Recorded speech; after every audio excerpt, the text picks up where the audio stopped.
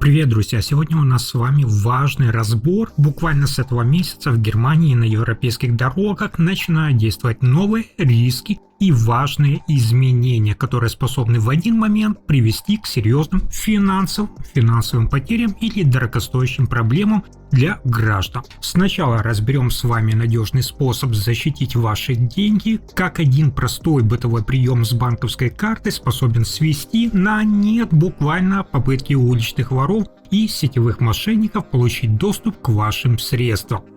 Во второй части выпуска важное предупреждение автоклуба АДАЦ. Международные преступные группы начали активно действовать против немецких туристов за границей, используя специальное устройство для подавления сигнала мобильной связи.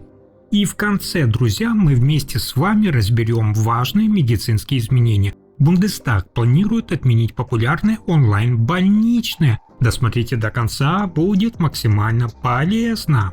Итак, друзья, давайте вместе с вами прямо сейчас разберем, какими методами сегодня злоумышленники пытаются получить доступ к деньгам клиентов немецких банков.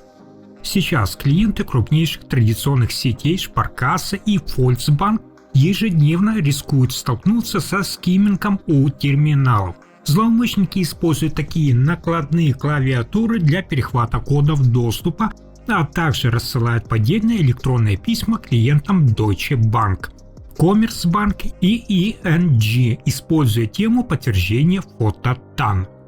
Анализ реальных схем, используемых злоумышленниками, сегодня показывает, что большинство людей на самом деле сами невольно облегчают задачу этим карманникам. Ведущие специалисты по безопасности призывают сегодня раз и навсегда отказаться от банальных цифровых комбинаций, завязанных, внимание, на год вашего рождения или состоящих из одинаковых знаков. Также, друзья, забудьте про опасную привычку прятать записки с кодами внутри своего кошелька или в чехле мобильного телефона. Самым надежным сейфом должна оставаться исключительно, что правильно, ваша память. Не ленитесь, друзья, периодически обновляйте тот самый шифр в терминалах Girocard и плотно перекрывайте ладонью кнопки при оплате своих покупок на кассе супермаркета. Но если уличный скимминг можно остановить внимательностью своей, то против современных цифровых схем одних привычных мер предосторожности уже совершенно недостаточно. Киберпреступники все чаще сегодня нацеливаются на клиентов крупных банков, включая, как я сказал, Deutsche Bank. В последние дни многие пользователи начали получать поддельные электронные письма. В этих сообщениях получатели убеждают, как можно быстро активировать верификацию в приложении фото-ТАН. При этом в тексте нередко, друзья, встречаются характерные орфографические даже ошибки на немецком языке. Аферисты разыгрывают перед людьми целый спектакль, чтобы заставить их паниковать. Пожилому человеку внушают, что финансовая организация изменила правила и теперь необходимо каждые 3 месяца подтверждать свой профиль. В противном случае сообщают о возможном временном блокировке отдельных банковских функций. Но, друзья, запомните, государственная касса Sparkasse работает совершенно иначе и не рассылает подобные ссылки для подтверждения данных своим клиентам.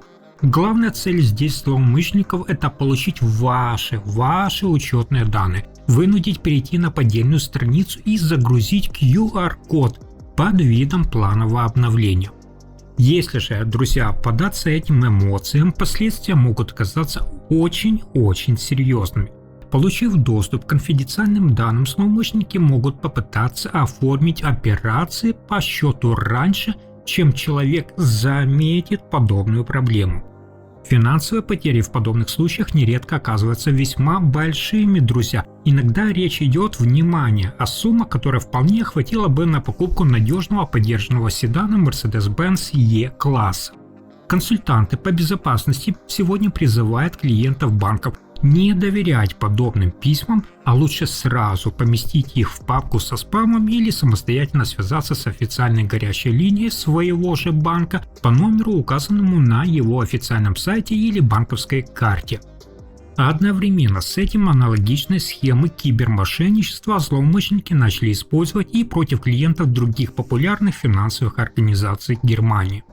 Общества по защите прав потребителей бьют тревогу, так как в зоне риска оказываются люди, хранящие деньги и в Коммерцбанк или на счетах компании ING. Поддельные уведомления приходят на электронную почту и умышленно создают ощущение срочности. Получателю сообщают, что его жирокарта якобы заблокирована из-за подозрительной активности. Чтобы восстановить, друзья, этот доступ, якобы предлагают перейти по прикрепленной ссылке. Однако, друзья, введенные после этого все данные оказываются в распоряжении именно злоумышленников. Подобный перехват конфиденциальной информации позволяет им получать доступ к банковским сервисам и попытаться провести несанкционированные операции. Сегодня анализ подобных случаев показывает, что многие клиенты доверяют поддельным сообщениям из-за использования официальных логотипов и привычного оформления. При этом, друзья, реальные правила безопасности полностью запрещают сотрудникам банков, внимание, запрашивать пароли или коды подтверждения по электронной почте. Запомнили? Если же вовремя не распознать такое письмо и не удалить его, финансовые потери могут оказаться очень серьезными. Всегда перепроверяйте подобные сообщения через официальные каналы связи банка или непосредственно в его отделении. Но, друзья, клиенты известной финансовой структуры Коммерцбанка сейчас все чаще получают такие же поддельные сообщения с угрозой уже потери доступа к своим счетам. Представляете? На экраны компьютера приходят такие уведомления, в которых утверждается, что личный кабинет будет заблокирован, внимание, с 6 августа, если срочно не активировать обновление через некий шлюз контроля. Но помните, настоящие банковские структуры никогда, друзья, никогда не попросят вас вводить личные пароли на сторонних интернет-страницах. Поддельный портал может на самом деле полностью копировать привычный интерфейс, ничем не отличающийся от официального сайта, чтобы незаметно получить доступ к учетным данным клиентам, в том числе людям старшего возраста. А распознать такой обман на самом деле довольно-таки легко, если внимательно посмотреть на детали. В подобных письмах к вам обычно не обращаются по имени, запомнили? Адрес отправителя выглядит как какой-то случайный набор букв, а само сообщение настойчиво требует действовать как можно быстрее. Сразу, друзья, сразу отправляйте такие письма куда? Правильно, в папку со спамом, чтобы почтовый фильтр в дальнейшем автоматически распознавал подобные сообщения и снижал вероятность их повторного появления. А вот дальше, друзья, важный дорожный разбор, где обычная семейная поездка, скажем так, на курорт в Европе может неожиданно обернуться для путешественников с серьезными финансовыми потерями. Профильные инспекторы официально подтверждают, от внезапной поломки автомобиля посреди чужой трассы никто на самом деле не застрахован. Особенно тяжело приходится пожилым людям, пенсионерам, если техника заглохла далеко от дома на территории соседнего государства. В более выгодном положении оказываются те, у кого оформлена специальная страховая карточка службы помощи на дорогах, ведь тогда диспетчеры обязаны просто-напросто организовать помощь даже за пределами Германии. Однако на европейских магистралях водителей поджидает еще, друзья, одна проблема. Официальные представители автоклуба ADAC выпустили новое предупреждение о появлении недобросовестных лже-сервисов. Представляете? Подобные случаи сегодня фиксируют в Польше, Венгрии, Сербии и Хорватии, где под видом технической помощи у путешественников требуют завышенную оплату за свои услуги. Действуют на самом деле такие группы весьма подготовленно. Они используют эвакуаторы, перекрашенные в фирменный желтый цвет, и размещают на них поддельные наклейки на немецком языке. В таком виде они круглосуточно дежурят возле парковок и просто высматривают автомобили с признаками неисправности. При этом им безразлично абсолютно, какой транспорт предлагать эвакуировать. Одинаково часто они обращают внимание как на массовые модели, так и на современные автомобили, например, включая тот же Volkswagen ID7 или кроссовер Cupra Formentor. Как только недобросовестные лжеспасатели замечают мигающие огни аварийной сигнализации на обочине, они нередко стараются первыми подъехать к водителю. Они вежливо предлагают свои услуги, быстро цепляют стальной трос к кузову автомобиля и, что правильно, увозят неисправную машину в частную мастерскую, с которой сотрудничают.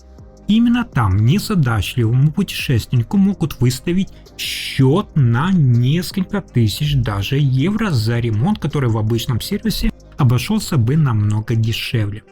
Вернуть автомобиль без урегулирования спорной ситуации в таких случаях бывает крайне сложно. Пожилым автомобилистам, пенсионерам особенно важно запомнить, друзья, внимание, простое правило. Если за пределами Германии неожиданно появляется спецтранспорт с эмблемой немецкого автоклуба, необходимо обязательно убедиться в его подлинности. Официальное руководство клуба АВДЦ открыто предупреждает, что за пределами Германии у клуба, как правило, внимание, нет собственных желтых фургонов или штатных механиков. Даже если у вас заглохнет, например, тот же современный седан, BMW i4, настоящая служба поддержки обычно не направляет клиентам фирменные эвакуаторы. Запомнили? Исключение организация делает только в отдельные периоды летнего сезона, когда направляет дежурные бригады на популярные курорты, например, Франции и Италии. На территории остальных европейских стран, включая Хорватию и Польшу, клуб сотрудничает исключительно с местными подрядчиками по контракту.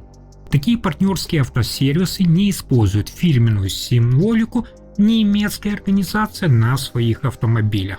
Это важно. Инспекторы безопасности делятся тревожными подробностями о техническом оснащении некоторых преступных групп. Внимание! По данным правоохранительных органов, злоумышленники могут использовать специальные передатчики радиопомех, способные нарушать работу мобильной связи рядом с автомобилем. Представьте реальную себе картину. Пожилая пара мирно едет по пустой трассе, но вдруг на приборной панели вспыхивают эти самые аварийные индикаторы. Электроника перестает работать, а двигатель глохнет. Водитель в панике достает мобильный телефон, чтобы позвонить на официальную горячую линию службы помощи, но на экране отсутствует сигнал сети. Связь просто-напросто недоступна. В этот самый момент к вам с дружелюбным видом подъезжает эвакуатор с поддельными наклейками. Подобный сценарий может коснуться владельцев, кстати, самых разных автомобилей. Не думайте, злоумышленникам совершенно, друзья, безразлично, остановился ли современный кроссовер Mercedes-Benz GLC или возникла неисправность в надежном хэтчбеке Dacia Sandero Stepway. Оказавшись без связи, многие совершенно водители просто-напросто теряются и соглашаются на навязанные условия, оплачивая дорогостоящую буксировку или ремонт. Распознать подобную схему на обочине и не поддаться психологическому давлению вполне, друзья, реально, если заранее помнить простые правила безопасности и спокойно оценивать ситуацию. Как же тогда правильно действовать, если сотовый телефон упорно показывает отсутствие сети и не удается дозвониться до службы помощи?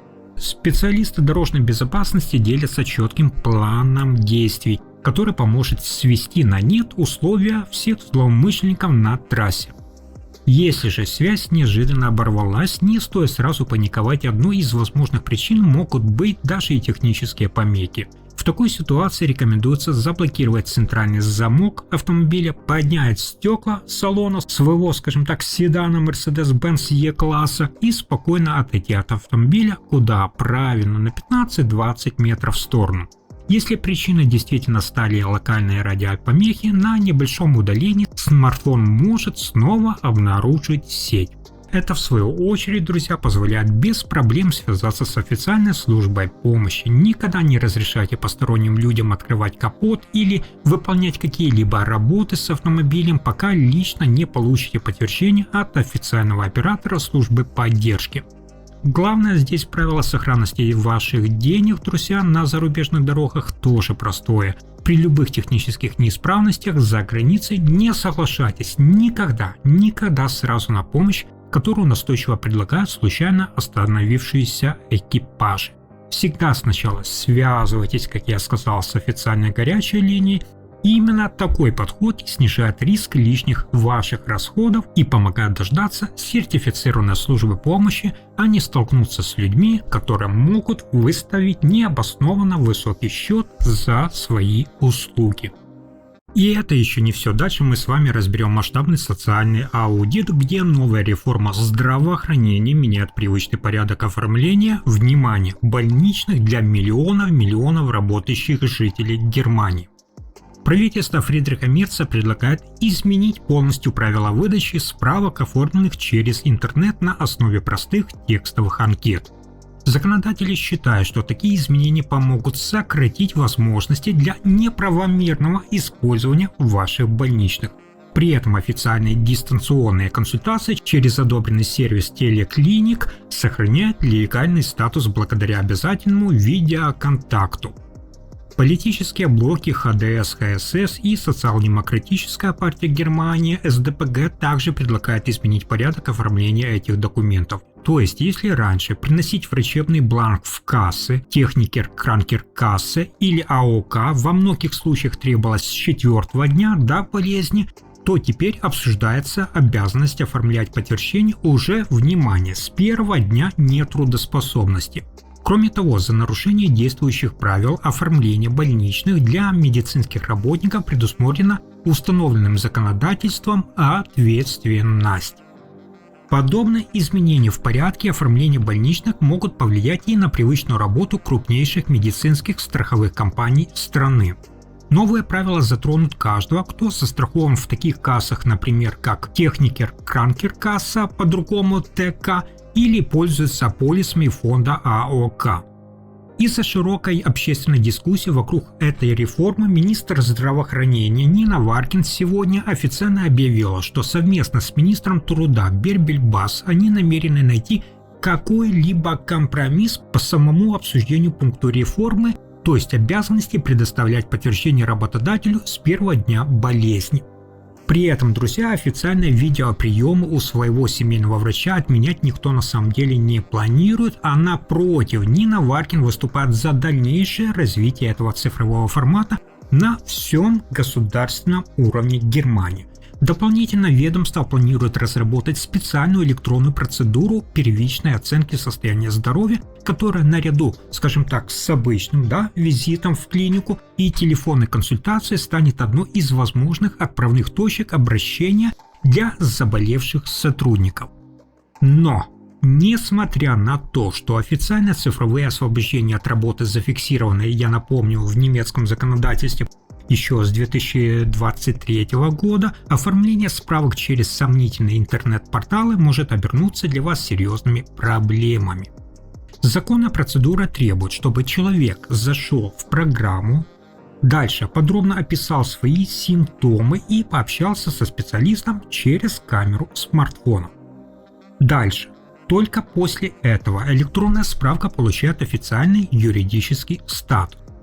Однако, друзья, в интернете появилось множество, скажем так, сомнительных сервисов, предлагающих оформить подобные документы вообще без участия даже врачей.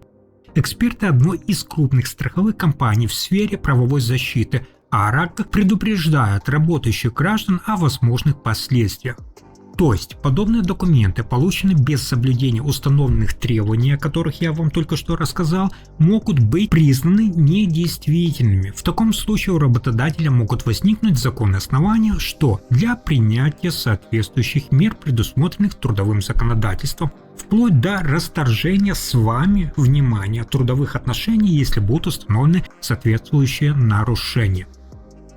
Именно поэтому специалисты сегодня рекомендуют заранее проверять легальность подобных интернет-сервисов и пользоваться только официальными медицинскими платформами. А вот торговля сомнительными теми медицинскими документами в интернете уже давно вызывает серьезную реакцию со стороны чиновников и крупных страховых компаний. Руководство, например, государственной кассы Бармер призывает власти принять более жесткие меры в отношении подобных сомнительных сервисов на немецком рынке.